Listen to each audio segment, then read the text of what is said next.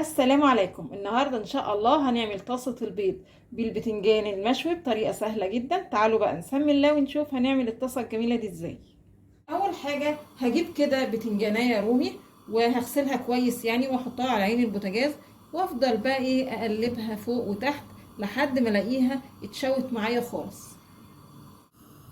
خلاص كده البتنجانه استوت خالص.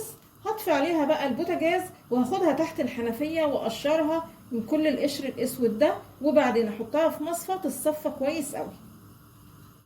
بعد كده هجيب البتنجانه، انا بقى عايزه افتتها كده حتت صغيره بالشكل ده.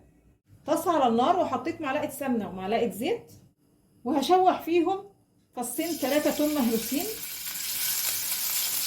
وممكن بدل التوم بصل اللي يريحك اشتغلي بيه. لما التوم كده يحمر هضيف بقى فلفل وطماطم. حطي بقى التوابل اللي تحبيها، الملح طبعا اساسي، وهحط فلفل وبابريكا. وبعدين ههدي النار وهسيب بقى المكونات كده شويه لحد ما تتسبك مع بعضها. المكونات كده خدت تسبيكه حلوه مع بعضها.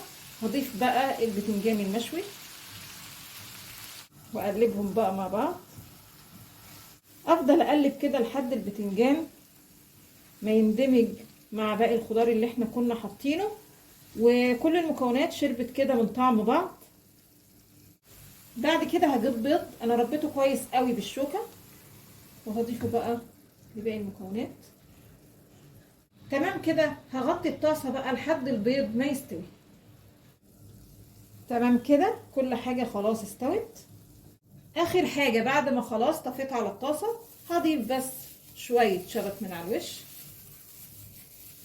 وده شكلها النهائي. عايزين بقى نشوف الاخبار. ده شكلها، بصوا بتبقى تحفه جدا، كفايه بس ريحتها.